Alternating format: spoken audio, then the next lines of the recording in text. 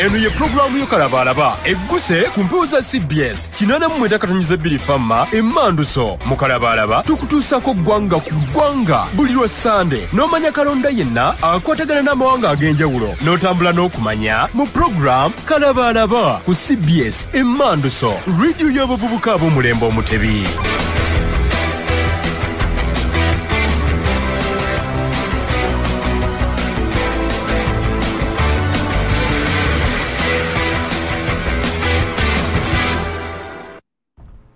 Ampuliriza omulungi nkulamusiza nnyo enkya leero era nenkwaniriza ku program kalabalaba okujanjula nga bulijjo nze Samukazi bwe nkwebaza emirimu gy'otuusizaako engalo wiiki eno yonna nkusasira gwafunye ebizibu ate era nenjuzayeza naawe watuuse ku buwanguzi. Nkujjukiza emisinde mu bonabyalo nga tukuza amazaalibwa ga Ssaabasajja Kabaka ag'emyaka 7. Misinde gigenda kubeerawo ennaku z'omwezi 6 omwezi ogujja ogwokuna. Jangu ogula omujoozi. Emijoozi egyo gyatandise dda okutundibwa mu bifo eby'enjawulo. Osobola okujja wano ku Masengere, maaso ga Masengere jona wali awo agitundira wabweru.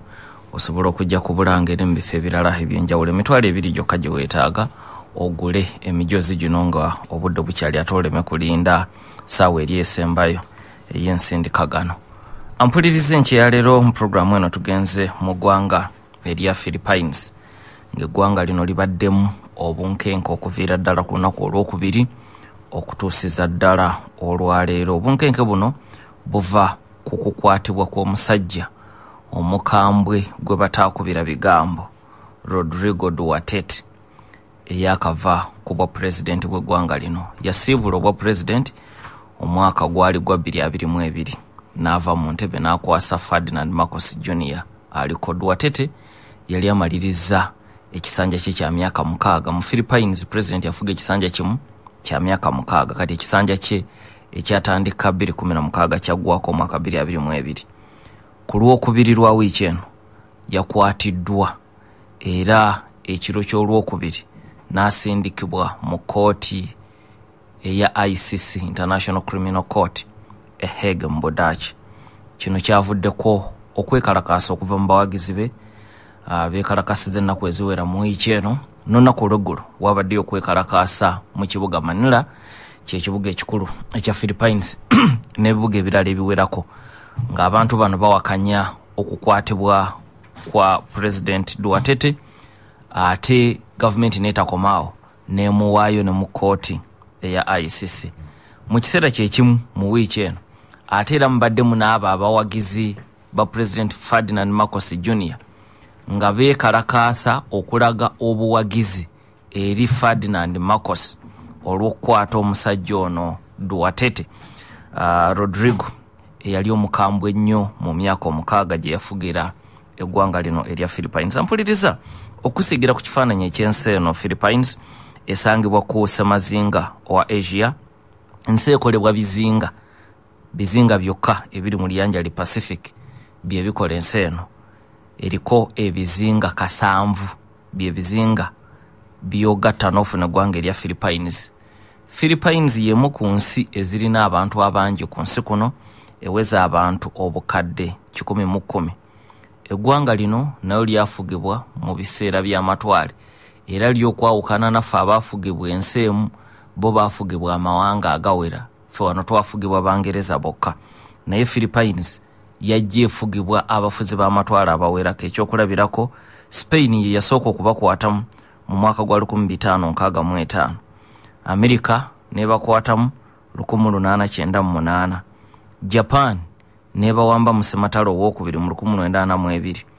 Sematalo owokubiri bwaggwa 45 nga Japan emegeddwa.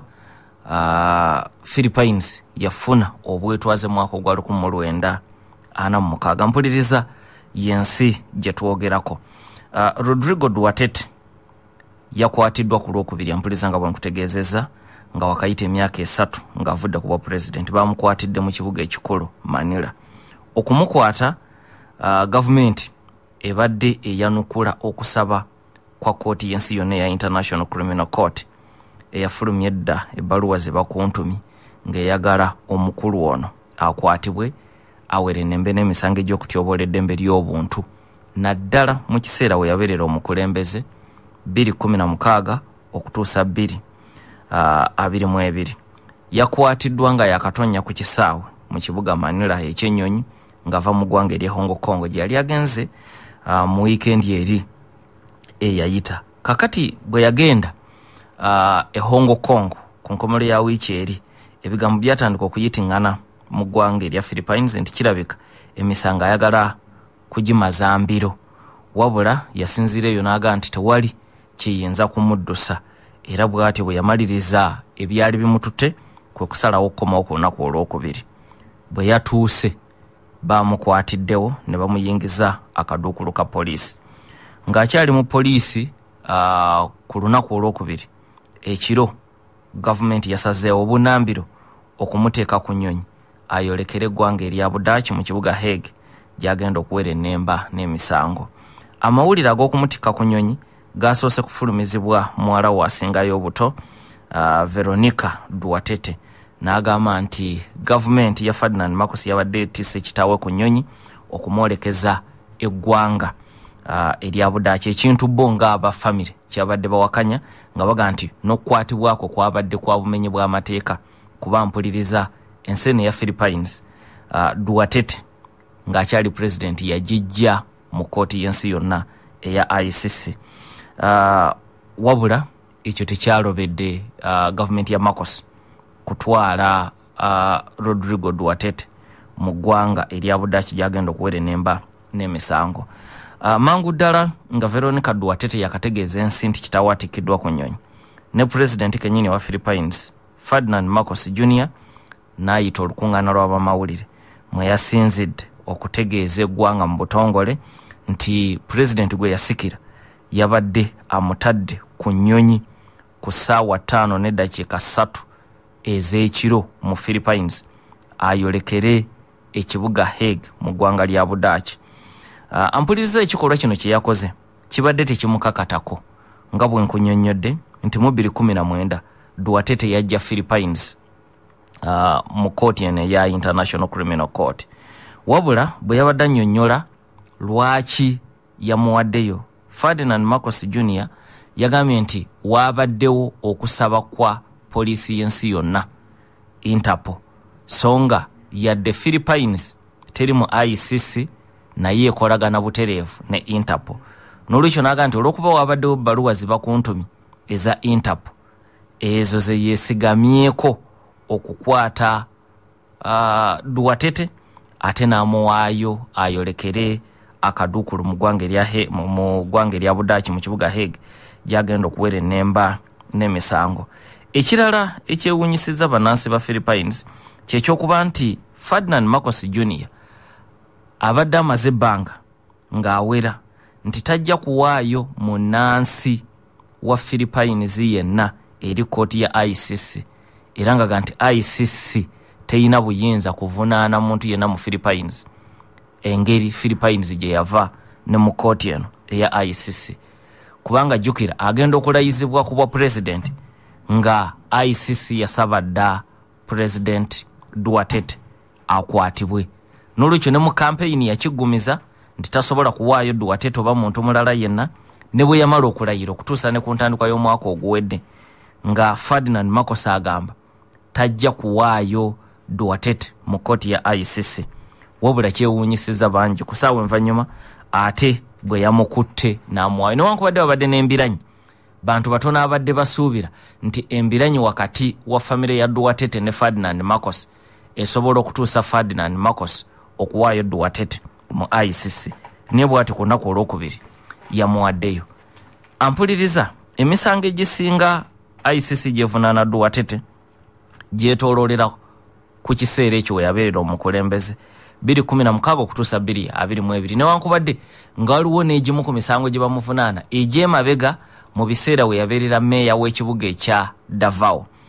Duatete bwe yali asaba akalulu 2016 ensonga gye yasoosowaza yali yakulwanyisa bumenyi bw'amateeka obuva mu kukozesa ebiragalalagala, era mu kampeyini yayogerako ati ng'omusezi agula essowaani nti tajja kulonzalonza kutta bantu abo abenyigira mu njaga ogikozesa n'okugisuubula era ne bwe yalayira ku bwa president n'awera okukola ekintu kyekimu era n'akiteeka mu nkola ng'amaze okulayira nga 3 June 2016 kye yasuubiza yatandikirawo okukikola era alipoota ez'enjawulo ezize zikola okunoonyereza ziraga nti mu myaka 6 gye yafugira Philippines abantu abaafiira mu lutalo lwe olw'enjaga baali basoba mu 7 nga bano battibwa ab'ebyokwerinda nga tebawozeseddwa mu mbuga z'amateeka. Duwatete atuuse kuva ku bwa president nga teyejjusa kye yakola mu lutalo lwolwo era n'omwaka ogwedde mu mwezi ogw'ekkumi yayitibwa mu kakiiko ka Senate. Philippines erina parliament erimu enkiiko 2, olukiiko oluto House of Representatives n'olukiiko olukulu olwa Senate. Kati waliwo akakiiko akateekebwawo okubuuliriza ku bikolobero ebyakolebwa ku mulembe gwa Duwatete. Bwe yalabika mu kakiiko kano mwezi ogw'ekkumi omwaka oguwedde n'abuuzibwa ku bino yagaana okwejjusa n'aga nti byonna bye yakola bye yali ateekeddwa okukola okutereeza eggwanga erya Philippines. Era mu kakiiko ke kamu baamubuuza ne ku kabinja akagambibwa nti yakatondawo we yabeerera meeya w'ekibuga Davao nako nga mu kulwanyisa be yayita nga abamenyi b'amateeka bangi battibwa nga tebawozeseddwa era yagaana okwejjusa ku ebyo bye yakola ng'akyali meeya w'ekibuga Davao. Kakati ng'oggyeko emisango ICC gye muvunaana olw'ebyo bye yakola nga president, ate waliwo na biri bye bamuvunaana we yabeerera meeya w'ekibuga Davao. Ampuliriza ng'amaze okutwalibwa mu kibuga Hague muwala we era nga ye vice president w'eggwanga lino erya Philippines Sara Duwatete yabitaddemu engatto naye n'alinnya ennyonyi okugenda okusisinkana kitaawe mu komera era yafunye omukisa okwogerako naye ebbanga eryakunukkiriza mu ssaawa. Bwe yamaze okwogerako naye n'ayogerako n'abawagizi ba kitaawe okusookera ddala kubanga waliwo n'abeekalakaasiza Budaaki nga balaga obuwagizi eri Duwatete nga bavumirira kkooti ya ICC nga bavumirira ne gavumenti ya Ferdinand Marcos olw'okukwata Duwatete ono. Kati bwe yabadde ayogerako eri abawagizi ba kitaawe, Sara yabagambye nti taata we yamusanze mu kkomera nga mugumu nti era yamugambye ekibadde kikyamukozeemu obubi kimu kyokka nti mu kkomera tebalina mmere y'ewaabwe Philippines, bamuwa mmere y'e Budaaki. Naga nti kwe kulinga okusoomooza kwokka kwe yakasanga mu kkomera, wabula n'amugamba abeere mugumu. Omusibe ono w'emyaka 79 Duwatete yategeeza muwala we Sara Duwatete nti beera mugumu so nga mbeere ya bulijjo ali wabweru ye yandibadde agumye omusibe, wano omusibe ye yagumiza ali wabweru. N'amugamba nti beera mugumu era n'amugamba saagala omala ebiseera bingi wano Budaaki, obuvunaanyizibwa bw'olina obusinga obungi buli Philippines, njagala oddeyo mangu kubanga mpulirize Philippines we twogerera kiseera kya kalulu, waliwo kye bayita midterm elections. Bayina akalulu akagenda okubeerawo omwezi ogw'okutaano okujjuza ebifo ebimu ebya Senate, okulonda abakulembeze ababaka mu lukiiko oluto olwa House of Representatives ate n'okulonda abakulembeze aba gavumenti ez'ebitundu omuli ne bameeya. Kakati n'omusibe ono Rodrigo Duwatete ku ballot paper kwali yazzeemu okwewandiisa agenda avuganya ku bwa meeya bw'ekibuga Davao kye yakulembera emyaka egiwera 3. Kati ng'avudde ku bwa president yazzeemu okwewandiisa era ng'amaze okukwatibwa akakiiko k'ebyokulonda Philippines katangaazizza nti mu lwokaano akyalimu era ku ballot paper ajja kubaako ne ku lunaku olw'okulonda mu mwezi ogw'okutaano. Akakiiko kaagambye nti emisango gino ne bwe ginaaba gimusinze gye bamuvunaane Hague tekimujjisa ku ballot paper tebikwatagana. So ku ballot paper kwali abalonzi bakyayinza n'okumulonda ku lunaku olwo lwennyini olw'okulonda kubanga kati agenda kuba asikira mutabani we abaddeko meeya, kati ye yagenda okumusikira. Bayina engeri gye beefuga ebyobufuzi by'ekibuga Davao. Duwatete ono Rodrigo bw'avaawo muwala we Sara Duwatete yamusikira kati vice president. Sara bw'avaawo mutowe naddako kakati mutowe aliko asiibula kitaabwe ate akomawo ku ballot paper kwali kati ebibuuzo bye beebuuze Philippines singa awangula obwa meeya agenda kubukola atya ng'ali mu kkomera Hague kakati mu mateeka ag'obukulembeze Philippines awo waliwo omuwaatwa bannamateeka kye bayita ambiguity era bannamateeka ab'enjawulo ensonga eno eri kubatakuza omutwe kikirwa kino akakiiko k'ebyokulonda kaagambye nti ku ballot paper akyaliko kubanga emisango teginnamusinga avunaanibwa buvunaanibwa naye ab'akakiiko bagambye nti ne bwe ginaaba gimusinze singa nti omusango ne baba bakugusalirawo kati ekitasoboka ne gumusinga era ekyo tekimugisa ku ballot paper kati ekibuuzo kiri nti singa awangula ng'akyagenda maaso n'okuwera ennembe emisango kiki ekigenda okuddako mu kibuga kino Davao singa awangula okulonda ng'asinziira mu kkomera n'olwekyo ebibuuzo bingi kakati bwe yamusisinkanye kitawuko kumugamba ddayo mangu kubanga ayinza okumalira ebiseera wano Hague gyali mu kuteekateeka ttiimu enaamuwolereza naye ng'ate eriyo akalulu akakulu akagenda okubeerawo mu mwezi ogwokutaano kitawuko kumugamba nti nyabo weebale kundabako naye njagala oddeyo mangu Saara bwebaka bwe yawadde abawagizi ba kitaawe nti taata we yamugambye nti ddayo mangu embeera tennampisa bubi okusoomoza kwokka kwensanzeemu nti bandiisa mmere y'Abadaaki emmere ye Philippines wano tebagirina naye ebirala tewali nnyo mutawaana era bwe yabadde bamutadde ku nnyonyi ng'ayolekera ekibuga Hague Rodrigo Duatete musajja ono gwe natandise nga ngamba nti tebaamukubira bigambo yafulumiza akatambi ka vidiyo ke yasindikidde abawagizi be mu katambi ako yayongedde okubalaga nti ye mugumu era n'avumirira gavumenti ya Makose yamukutte n'aga nti byonna bye baakoze byabadde bya bumenyi bw'amateeka Duatete ono munnamateeka omutendeke era yakolerako gavumenti ya Philippines nga Saabawaabi nga tanajja mu byabufuzi n'olwekyo yagambye nti ekikolwa kya gavumenti okumukwata kibadde kimenya amateeka aga Philippines wabula n'aga nti mu ICC agenda kwerwanako naye era talina kye yejjusa era n'agamba nti tayagala bavunaane basirikale balala abeenyigira mu bikwekweto bye ye n'aga nti mwetegefu okubonerera ku lwabwe kubanga bo baali bakolera ku biragiro bye n'aga nti n'olwekyo omuntu yenna bwe bayagala okuvunaana abo abali mu bikwekweto bye yalina akabinja akaali kakazibwako erya Death Squad n'aga nti abo bonna abaagala okuvunaana abo bavunaane ye kubanga ye yawa ebiragiro era teyejjusa olw'ebiragiro ebyo bye yawa okutemula abayaga mu ggwanga erya Philippines n'olwekyo ke katambi ako ke yafulumiza nga alinnya ennyonyi ayolekera ekibuga Hague mu ggwanga erya Budaaki mu kiseera kyekimu awaka abaana be babiri ku abo abana batadde emisango mu kooti ng'emisango egyo baagala kooti efulumye ekiragiro ekikaka gavumenti ya Ferdinand Marcos okuleeta taata waabwe gwe baasindise mu ggwanga erya Budaaki katudde. It's a click and listen. www.cbsfm.com. Make sure to like us on Facebook. CBS FM oba CBS Maniso. Liking a page yafe. Muli wamu etuli. Ku Twitter at CBS FM _UG. Ku YouTube CBS FM UG. Ku Instagram CBS FM UG. Ne ku TikTok kwetuli CBS FM UG.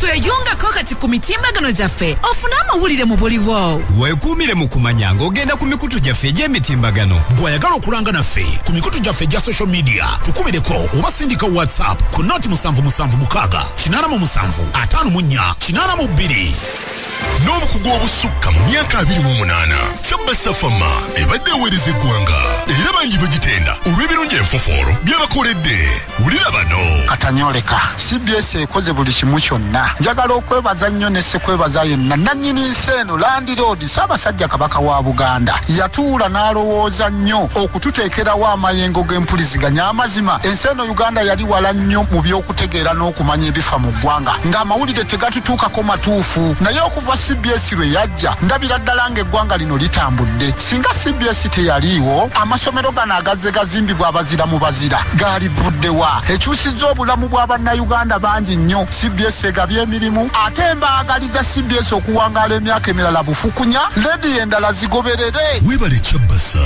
webale kuweereza ggwanga. Ampuliriza tukyali ffenna mu programu Kalabalaba tuli mu ggwanga lya Philippines.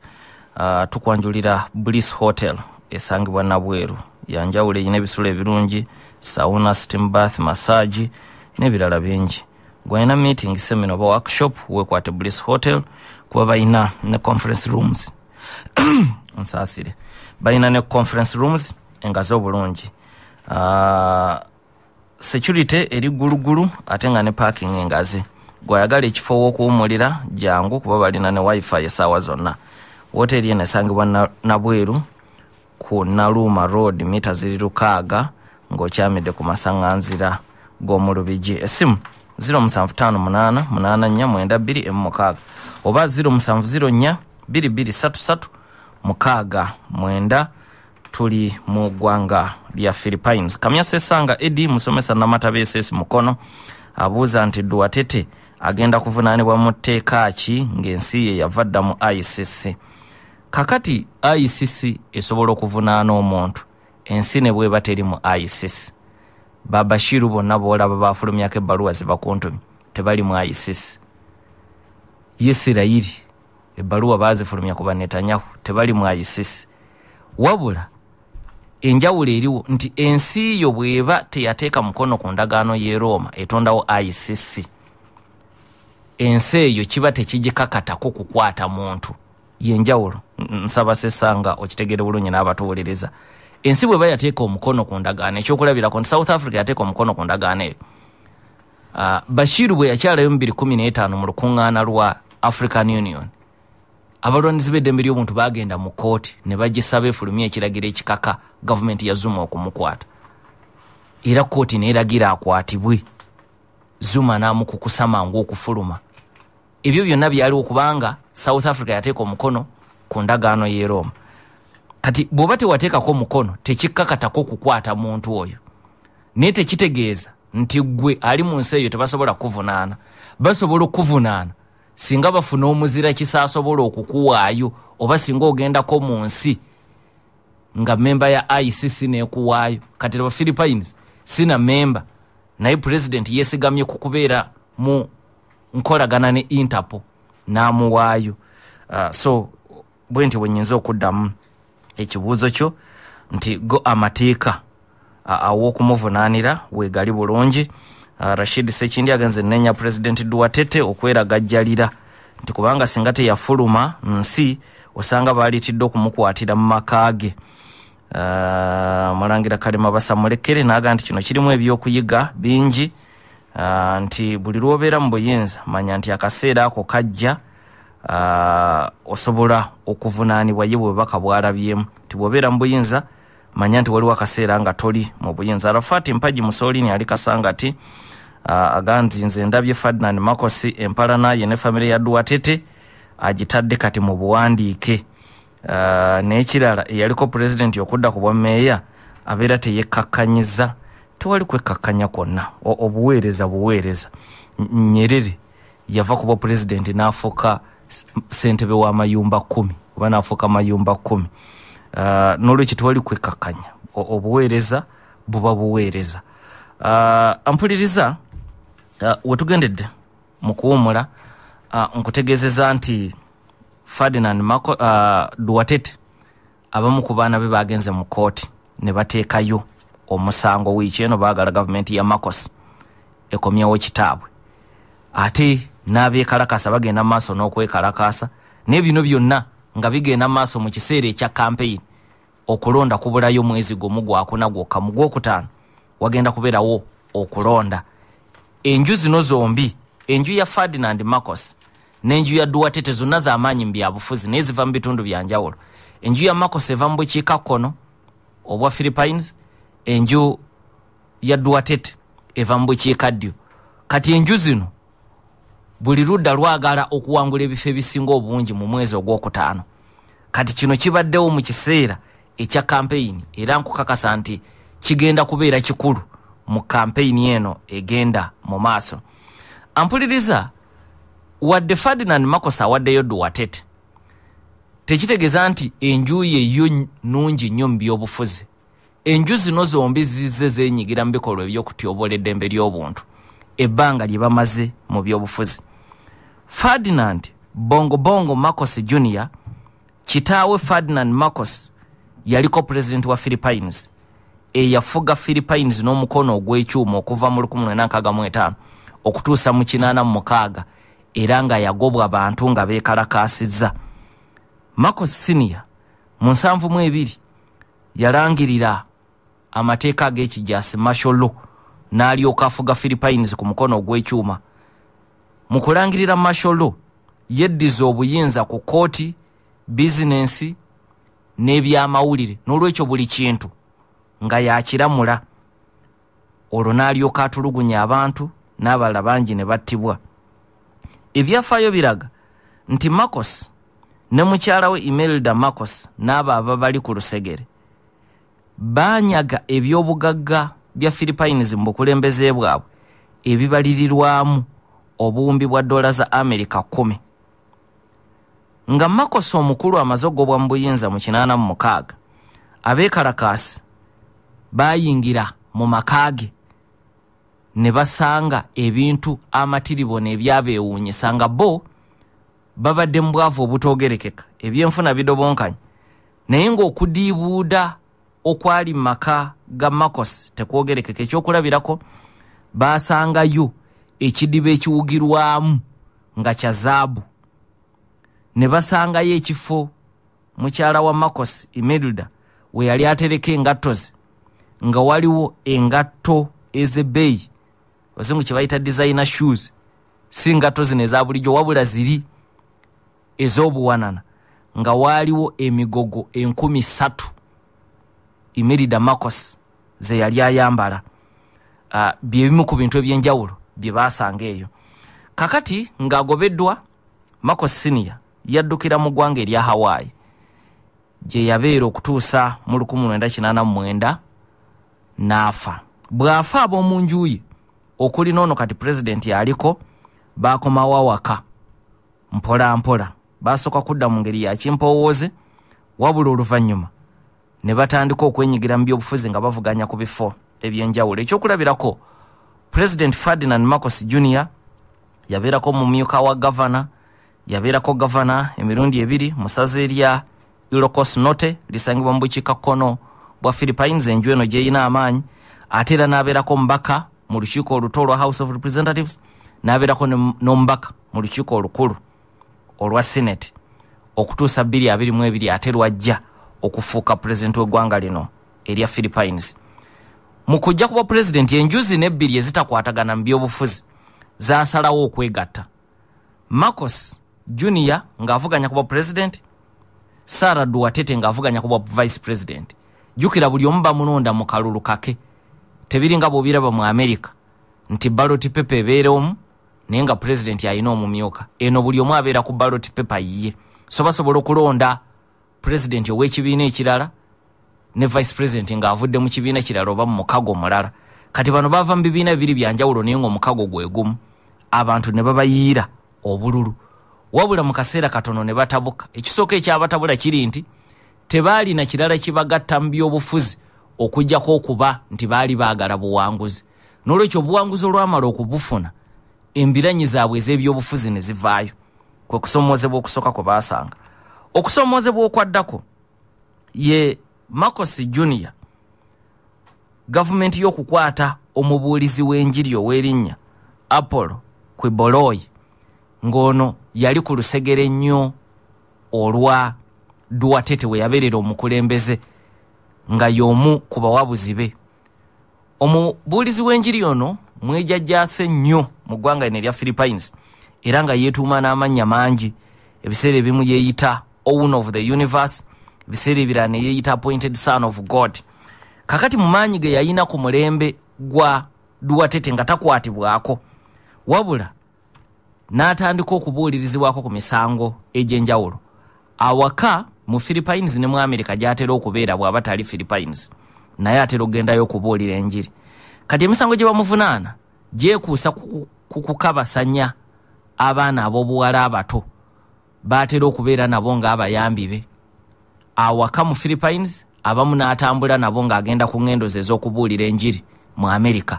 Kati ne mu America baamugulako dde emisango gy'okkabasanya abawala abo n'awaka ne bamugulako emisango gy'okkabasanya. Kati gavumenti ya Ferdinand Marcos yamukwata ekintu Sarah Duatete kye yali awakanya ng'aga nti emisango gya byabufuzi, so nga ne America emwetaaga. Era Philippines bwe yamukwata, America mu butongole n'eteekamu okusaba nti naffe tumwagala mu mutuwe, naffe tumuvunaana emisango egifaanaganako bwe gityo egy'okkabasanya abaana ab'obuwala. Kakati okwatibwa kw'omubuulizi w'enjiri ono Apollo kye kyasooka okutabula enjuzi n'ebbiri ezaali zikwataganye mu kalulu ka 2022. Era ebyaddako katono Duatete, abawagizi be oba abawagizi b'enju ya Duatete ne batandika okuteeka akazito ku Ferdinand Marcos alekulire nti obukulembeze bumulemye. Naye ng'ebyo byonna bitandika Apollo, omubuulizi w'enjiri Apollo akwatiddwa. Ekyaddako ne kimala eggobe mu kibya ye gavumenti okutandika okubuuliriza ku Vice President Sarah Duatete ku misango egiwerako, omuli obukulupya n'okwegaggawaza, omuli okwagala okutemula mukamaawe President Ferdinand Marcos Jr. ampuliza jjukira omwaka oguwedde mu November nakola programu wano ku Sande nga Sarah Duatete alaze nga bw'ateeseteese okutemula mukamaawe. Kati gwe gumu ku musango gye bamuvunaanye nga Parliament enteeyisa n'ekiteeso eky'okumugyamu obwesige.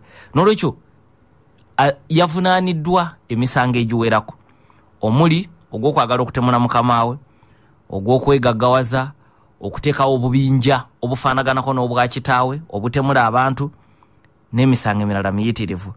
Era ku nkomerero y'omwaka oguwedde olukiiko oluto olwa Parliament mu Philippines ne luyisa ekiteeso ekimugyamu obwesige, wabula mu office akyalimu olw'ensonga nti ensonga teggwera mu lukiiko oluto, eyina okgenda mu Senate. Kati Senate mu kiseera kino eri mu luwumula erina komawo mu June. Kati awo nawo waliwo okubagana empawa mu by'amateeka. Abamu bagamba nti Senate tesobola kudda mu lutuula olw'enjawulo ng'ekigikomezaawo kuwuliriza kiteeso kya kujja bwesige mu President, nti Parliament Senate erina kulinda gwa mukaaga eryoke ekomewo.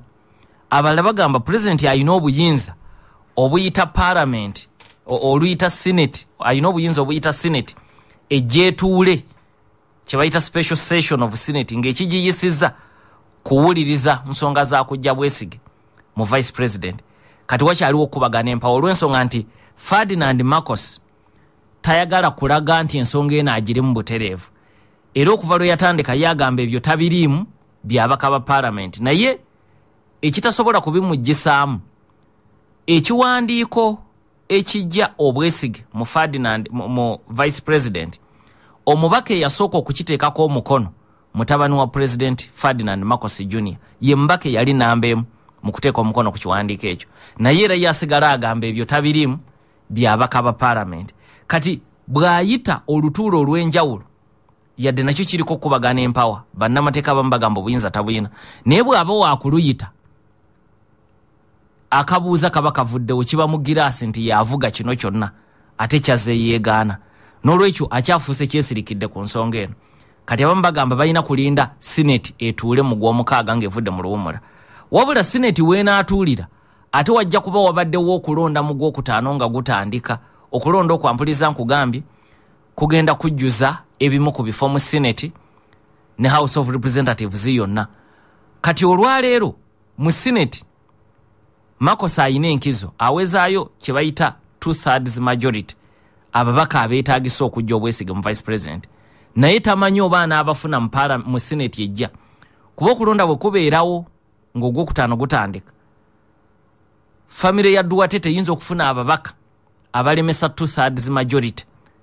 Kati kitegeeza nti ekiteeso kino kijja kuba kifiira mu Senate. N'olwekyo yadde House of Representatives yajje obwesige mu Vice President, naye ensonga eno kakati eri mu Senate ate teri amanyi Senate egenda kutuula ddi nga eri mu luwummula ate nga waliyo n'okulonda mu mwezi ogwokutaano nga gutandika. Ampuliriza katukomewo.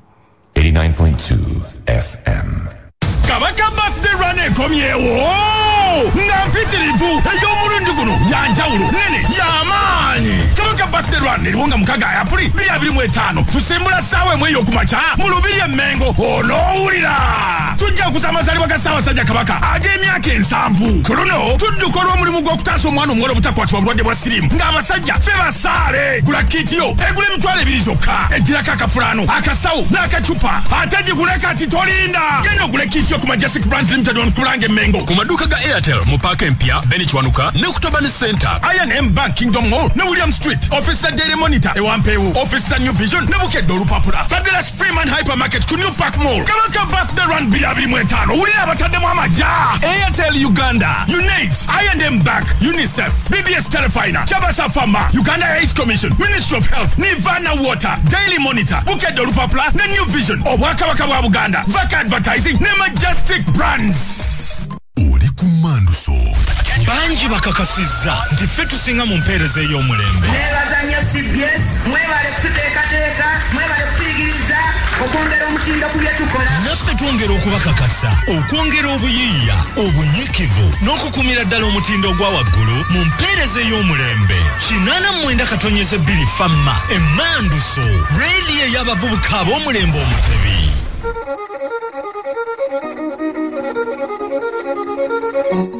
Omulangira Ronald Mutebi yazaalibwa omuzaana Sarah Naruleto Rufayina Kisosonkole mu ddwaliro e Mulago. Ssaabasajja Kabaka yogayuga okutuuka ku mazaalibwa ago ag'emyaka 7.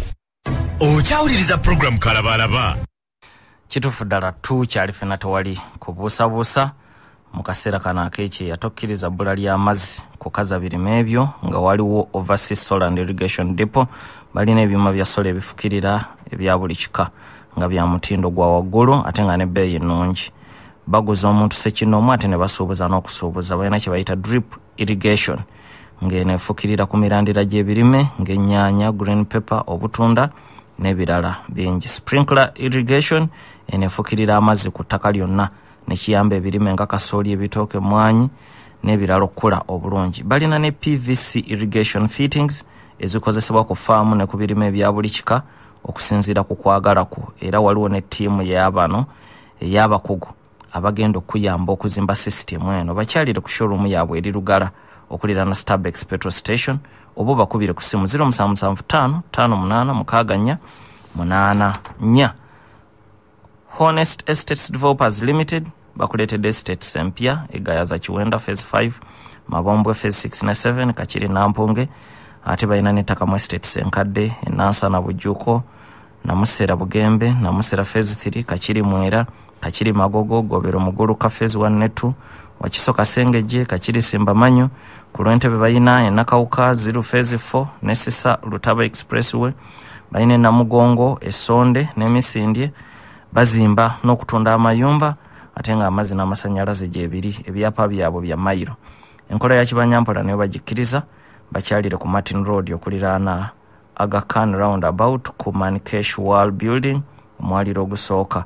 Essimu 0772 57 2873 oba 0708 57 2873. Tweheyo Charles asomesa byabufuzi Makerere agambye nti kino nakyo kitulage nti wadde omukulembeze asobola okukyayibwa abangi olw'effugabbi tabulwako bamuwagira naddala ng'avunaaniddwa. Naga nti mu ngeri yonna okuvunaana abantu nga bano kutera okuyitibwa okw'ebyobufuzi so si kukangavvula. Fundikidde omuzungu kyayita rhetoric question kibuuzo nga tekyetaaga ansa eri awo naye nga kyakwefumiitirizaako. Naga nti singa ensi eba ekangavvula abantu abeeyisiza nga Duatete kikolebwa kitya mu ngeri nga teetwalibwe nga ya byabufuzi oba kuyigganyizibwa? Kye kibuuzo kye. Naga ne programu ya leero nkulu nnyo mu topic eya political accountability. Nkakasa bw'onooba osomesa abayizi Makerere ekyokulabirako kino oba case study eya Duatete ejja kuba nkulu. Weebale nnyo, weebalire ddala okugoberera no nagamba atya Jebichi yaga chairman Masajja agambye nti tuli mu kuyiga webale nnyo webalire ddala omusomesa Kajiri Kiwanuka ali ku Green Hill College Mukono nanga nti Duwatete ayina omusango ogw'okwewa obuyinza bw'okutta abantu n'afundikira nga abuuza nti lwaki Sarah Duwatete talekulira nga bakutte kitaawe tasobola kulekulira kubanga mandate ye yanjawulo ku ya president Marcos nkugaye buli omba amulondera ku ballot paper yiye era obuvunanyizibwa bwe yalina mu government ya Duwatete mu government ya Marcos yali amuwadde obwa minister bw'ebyenjigiriza bwe batandika okusuka omugo obwa minister yabusuulawo n'asigala ku bwa vice president kubanga obwa minister bwe bwali bumutuuza mu cabinet ya Ferdinand Marcos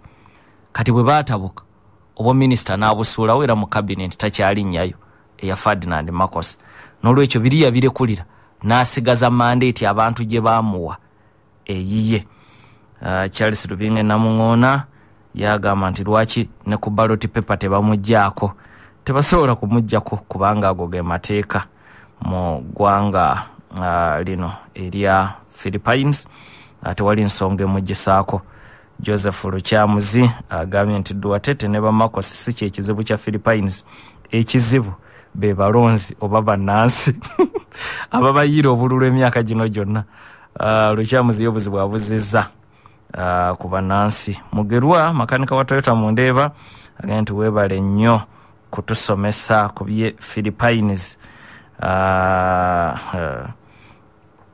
mpuliriza obaka omukanjira mbukomya wano nja kuba mbuddira maaso eyo mwongere okubusindika wetugendedde mu kuwummula mpuliriza mbadde nkulaga embiranyi wakati wa famire zino ebbiri ezaakwatagana mu 22 embiranyi etabuka nti oba nkugaye nti ekyamala eggobe mu kibya ye vice president okutandika okuvunaanibwa emisango egyo egy'enjawulo baali bawanyisiganyizamu ebisongovu naye nga tebanatuuka ku ddaala eryo kasita yaggulwako emisango kaakati olutalo ne lufuuka lwala waatu ne batandika okuwanyisiganya ebisongovu era mu Novemba w'omwaka oguwedde we nakolera programu nga nkolaga nti vice president Sarah Duwatete yali atiisiza n'okutemula Marcos Junior bongo era mu kiseera ekyo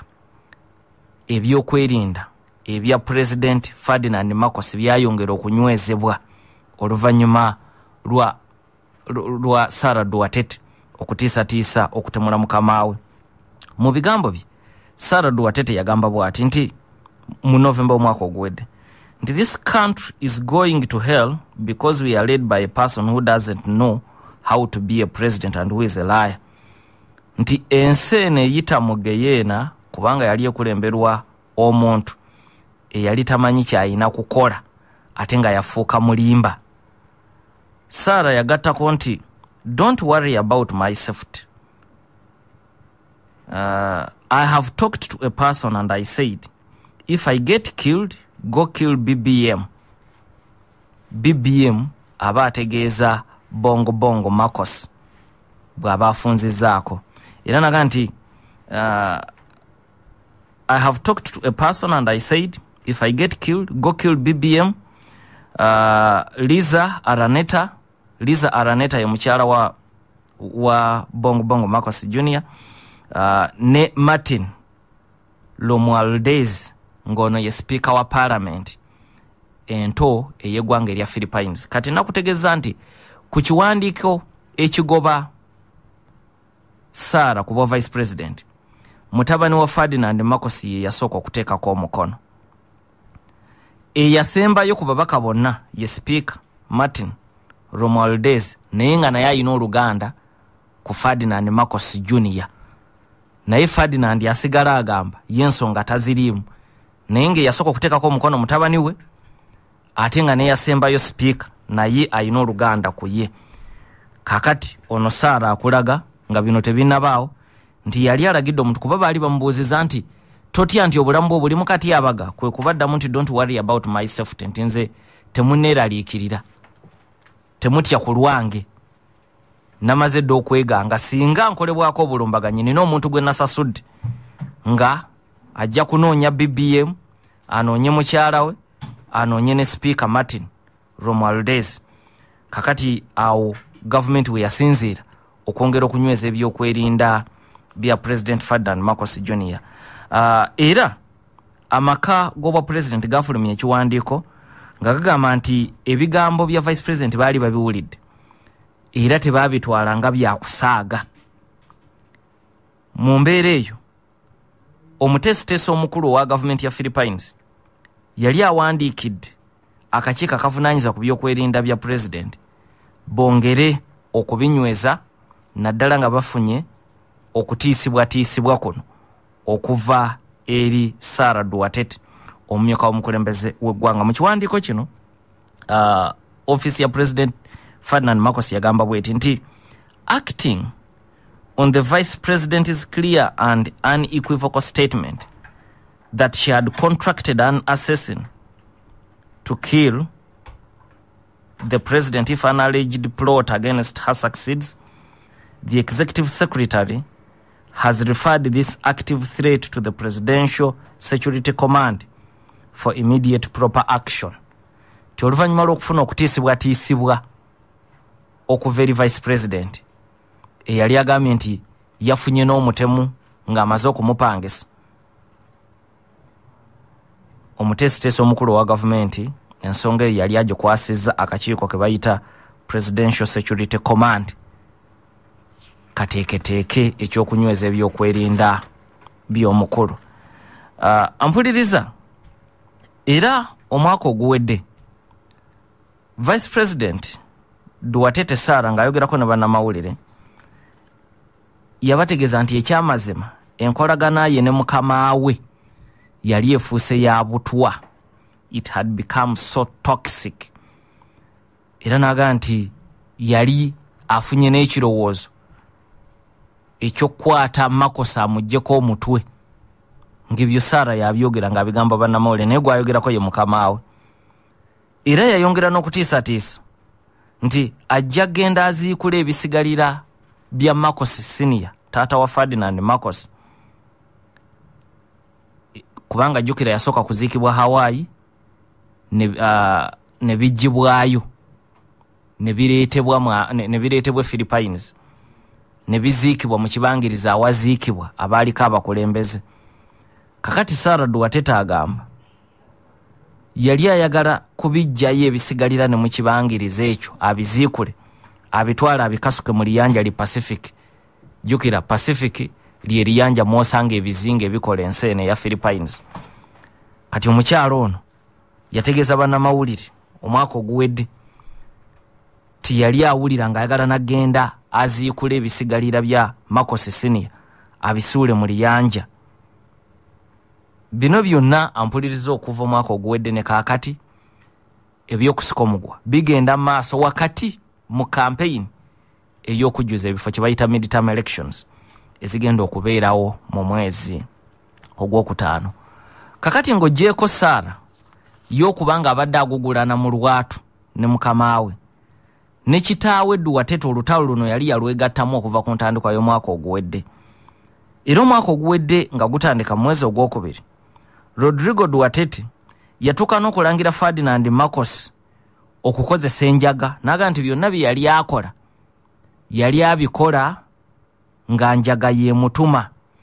Era naga nti ekiseera kyali kituuse bo abava mu kitundu eky'Mindanao eky'obukiikaddyo bwa Philippines beekutule ku ggwanga lya Philippines kubanga kyali tekikyalina makulu okulembera omuntu eyali yeyambisa ebiragalagala.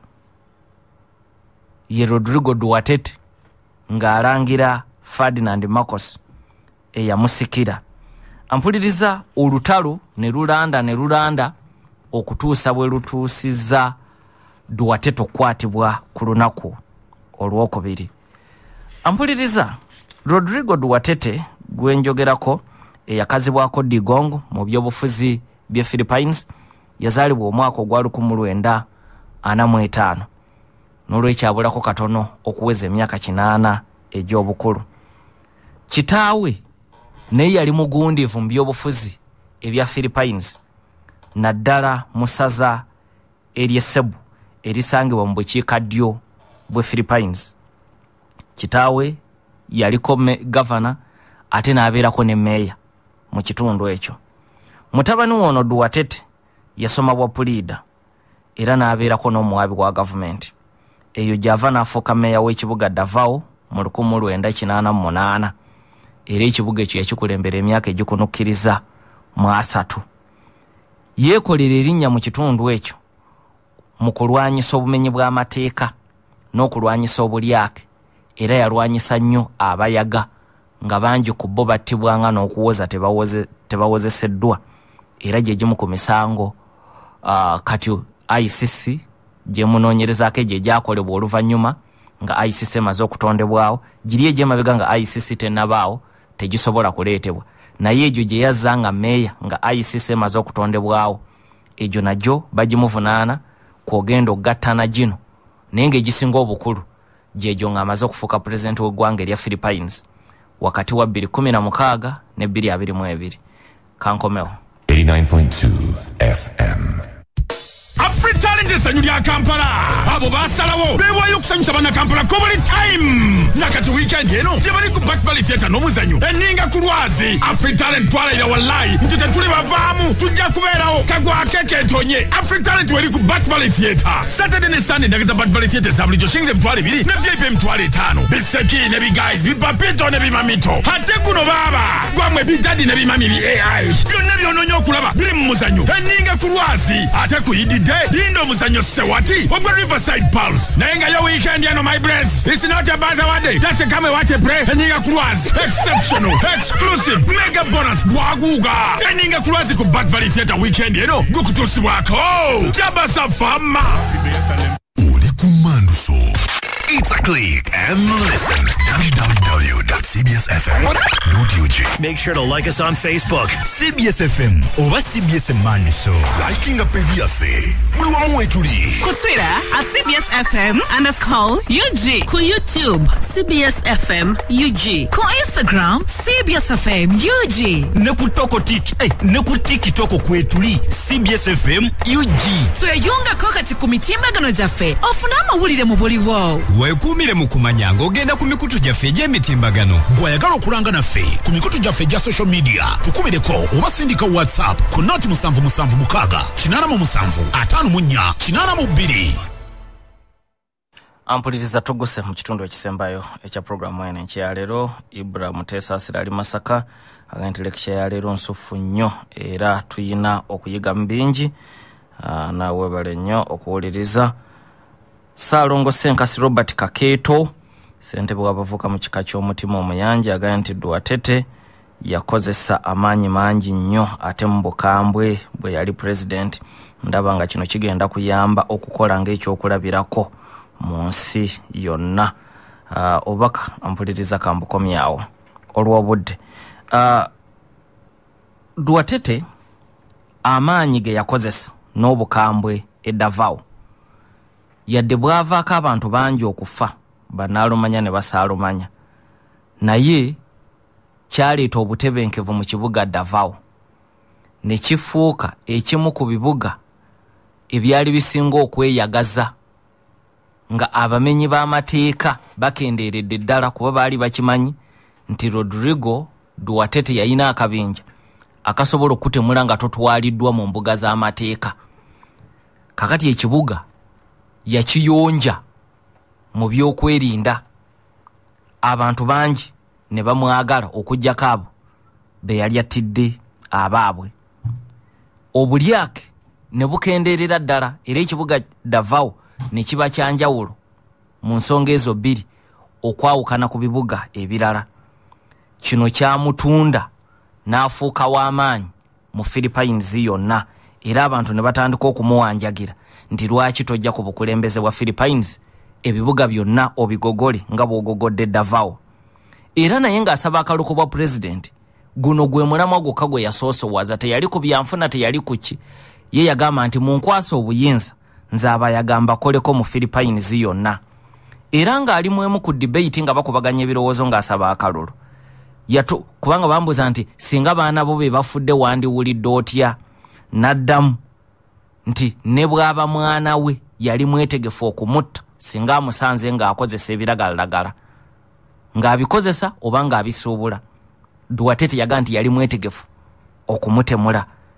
Amaanyi ago ekyamazima gamuwanguza obwa pulezidenti era bw'awangula n'alayira mu 2016 kye yasuubiza kye yatandikirako. Mu myaka 6 okunoonyereza kulaga nti abantu abaafiira mu lutalo olwo olw'okulwanyisa enjaga mu Philippines kati yonna tetuli ku kibuga Davao baali basoba mu 7. Omukulu ono ayina abaana 4. Omukulu ye Vice President Sarah Duwatete era ono ye yamusikira ng'avudde ku bwa meya bwe Davao. Ayina Sebastian Duwatete ono kakati ye meya wa Davao. Sarah bw'avaawo Sebastian Duwatete n'adda mu kifo ekyo. Kati Sebastian Duwatete ate taata we agenda kumusikira yadde ali mu kkomera ku ballot paper kwali. Sebastian Duwatete yasazeewo okuviira kitaawe kati kitaawe yali ku ballot paper okufuuka meya w'ekibuga Davao ye wookubiri. Ayina Paulo Duwatete mubaka mu lukiiko oluto oba parliament ento House of Representatives eye Philippines. Era ono n'omuwala asembayo okubeera omuto gwe nayogeddeko edda be baagenze mu kooti nga baagala kooti eragire gavumenti ya Philippines ekomyewo taata waabwe. Paulo ono n'omuwala oli gwe nayogeddeko omuto Veronica be baatutte omusango mu kooti. Kati be baana 4 baayina, Veronica, Sebastian ne Paulo Duwatete. Veronica yatannaba kuyingira byabufuzi naye kikulaga nti omusango gwe yatutte n'okubanga ye yasoose okutegeeza ensi nti taata we bamutisse ku nnyonyi olwo butereevu aba ayingidde ebyobufuzi mu kulonda okunaddako kwonna bwe yeegwanyiza ekifo olw'amaanyi g'enju ya kitaawe ey'aba Duwatete. Kijja kubeerera kizibu omuntu yenna okumumegga mu kalulu. Be baana 4. Atuuse kuva ku bwa pulezidenti nga yeeyogerako ng'atali mufumbo yawasaako abakyala 2 bonna ne balemagana ne baawukana. Kakati n'obwa pulezidenti abukoze talina mukyala era yeetwala ng'omusajja atalina mukyala yenna naye ng'alina abaana be 4. Abaana bano 4 atambudde nabo mu byobufuzi nga bw'okiraba nti Sarah kati Vice President ye yali omusikaawe, Sebastian n'asikira Sarah ate Paulo Duwatete kati mbaka mu Congress. Kati ate tulabye ne Veronica abadde musaale nnyo ne mu kuteekateeka enkuŋŋaana zino ez'abeekalakaasa abali mu kuwakanya engeri kitaabwe gye yakwatiddwamu. Mpuliriza omusajja ono natandise nkugamba nti tebaamukubira bigambo. Mu bukulembeze bwe waliyo ebigambo ebitagenda kwerabirwa. Ekyokulabirako yatiisatiisa lumu okuva mu kibiina ky'amawanga amagatte era n'alangira Ban Ki-moon eyali ssaabawandiisi w'ekibiina ky'amawanga amagatte ng'omusajja eyali omuwutta era omuwumba tuutu. Yagugumbulako omukago gwa Bulaaya nga pulezidenti era n'abayita baakalinkwe abakulembeze abaali mu mukago ogwo. Era mu kwogera okwo mwe yasinziira okubagugumbula yakozesa n'engalo ze mu kubawemula nga pulezidenti ow'eggwanga erya Philippines. Rodrigo Duwatete era ajjukirwa okuwanyisiganya ebisongovu ne pulezidenti wa America Barack Hussein Obama. Era mu kuwanyisiganya ebisongovu Duwatete yayita Obama omwana wa malaaya era ekyo kyaleetera Obama okusazaamu waliwo ensisinkano gye yali ayina okubeeramu ne Duwatete ono ng'akulembera Philippines. Barack Hussein Obama ensisinkano eyo n'agisazaamu nga tasobola kubeera na muntu asobola kumukola bigambo bya kika ekyo. Mu 2018 era Duwatete ajjukirwa yali agenze e South Korea n'asisinkana bannansi ba Philippines boyinza okuyita Abafilipino abakolera eyo abagenda okuba ekyeyo.